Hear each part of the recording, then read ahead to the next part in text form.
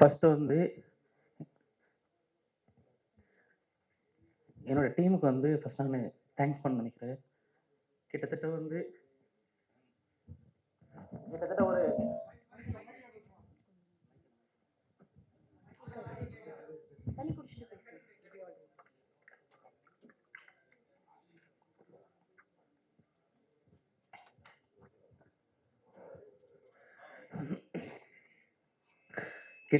ஒரு இதோட பயணம் ஒரு 4 வருஷம். இந்த 4 வருஷத்துல 4 பேரோட ஆரம்பிச்ச இந்த பயணம் இன்னைக்கு 40 பேரோட. யாருமே எந்த ப்ராஜெக்ட்டுமே இது வரைக்கும் ஒர்க் பண்ண போல. We are independent directors.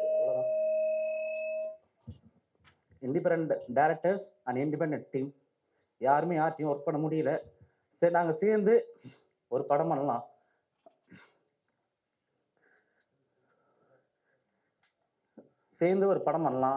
அப்படின்னு சொல்லிட்டு ஆரம்பிச்சு இன்னைக்கு இந்த படம் நல்லபடியாக முடிஞ்சிருக்கு. இதோட பயணத்தை சிம்பிளா சொல்லிட முடியாது. காரணம் என்னன்னா, கெவி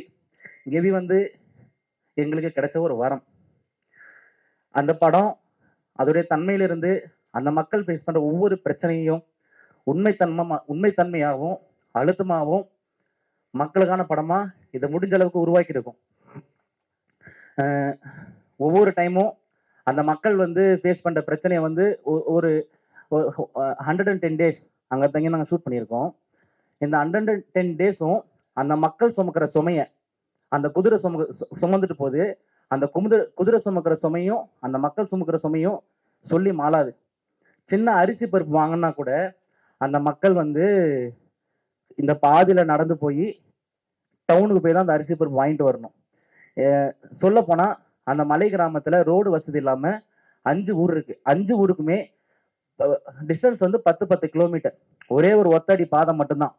அங்க டாய்லெட் கிடையாது, மெடிக்கல் ஃபெசிலிட்டி கிடையாது.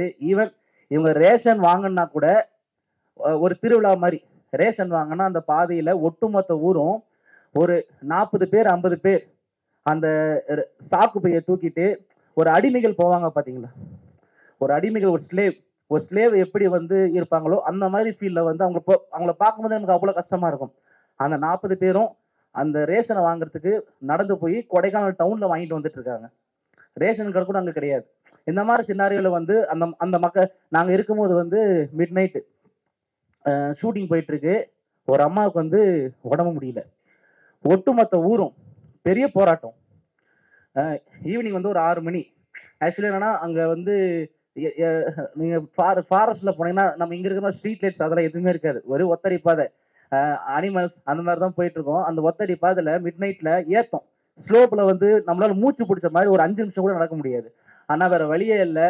மழை வந்தாலும் சரி, புயல் அடித்தாலும் சரி, அந்த மக்கள் அந்த பாதையை யூஸ் பண்ணி ஆகணுன்ற கட்டாயம் வேற வழி இல்லாம சாவுன்றது நம்ம பிறக்கிறோம், இறக்குறோம், எல்லாமே இயற்கையா நடந்தா சந்தோஷம். ஆனா அதை மீறி அவங்க மேல நடக்கிறது பயங்கரமான வன்முறை. இந்த வன்முறையை யாரை தப்பு சொல்லுங்கன்னு சொல்லல. பட் இந்த நிலைமை மாறுன்ற ஒரே ஒரு மோட்டிவ் தான் இந்த படம்.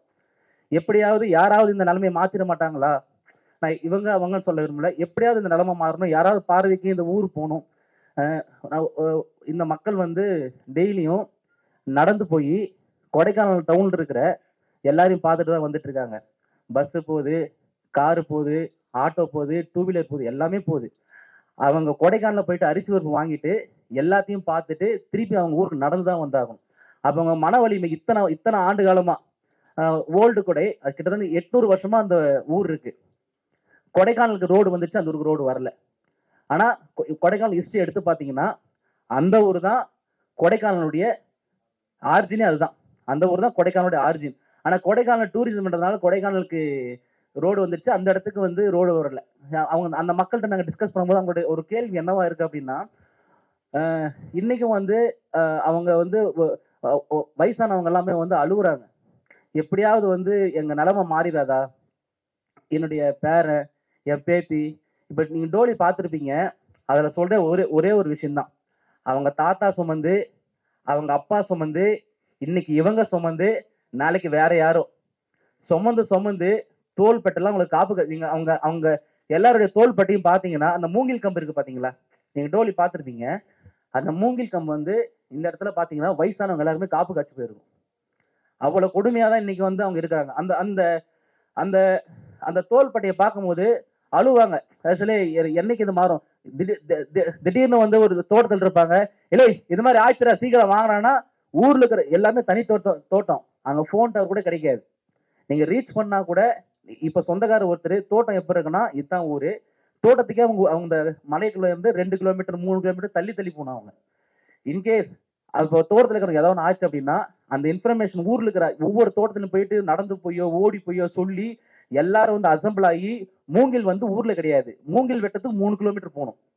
அந்த அவங்கள சுமந்துருப்புற அந்த மூங்கில வெட்டுறதுக்கு காட்டுக்குள்ள வந்து 3 கிலோமீட்டர் போயிட்டு அந்த மூங்கில வெட்டிட்டு வர ரெடிமேடெல்லாம் வச்சுக்க முடியாது. இங்க மூங்கில் காஞ்சி போயிடும், நிறைய விஷயங்கள் இருக்கு. எப்பயுமே மூங்கிலுடைய ப்ராசஸ் என்ன அப்படின்னா, ஒரு மூங்கில கட்டுறாங்க அப்படின்னா பச்சை மூங்கில் 9 கண்ணு வச்சு வெட்டுவாங்க. ஏன் அந்த 9 கண்ணு அப்படின்னா, நம்மளுடைய 5 ஃபீட் 6 ஃபீட் நம்முடைய ஹியூமனுடைய பாடி 5 ஃபீட் 6 ஃபீட் அந்த மாதிரி இருந்துச்சு அப்படின்னா அந்த லென்த்துக்கு அவங்கள கட்டிட்டு லாஸ்ட் 2 கண்ணும் கடைசி 2 கண்ணும் வந்து ஆளுங்க சுமந்துப்பாங்க.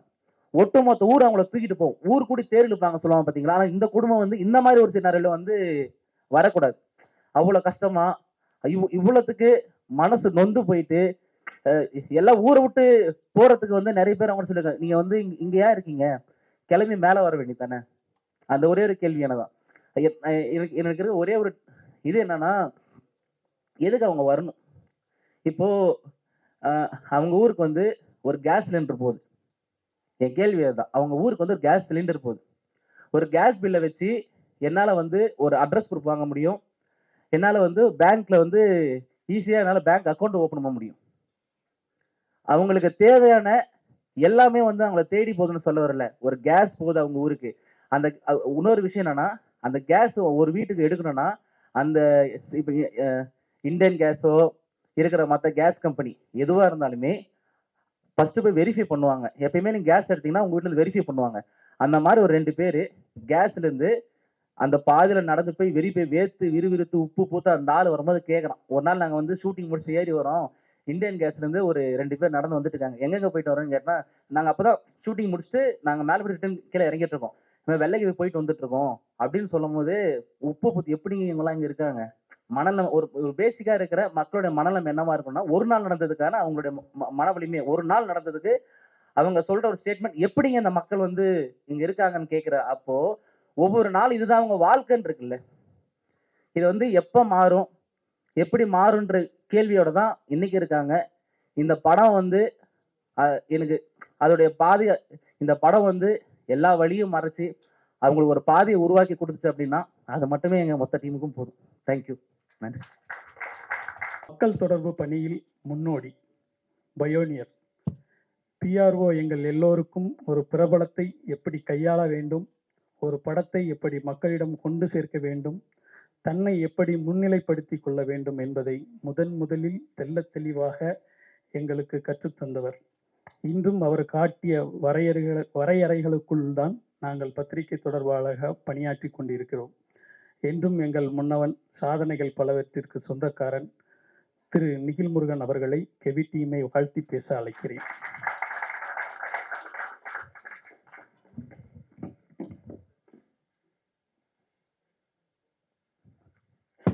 அனைவருக்கும் வணக்கம்.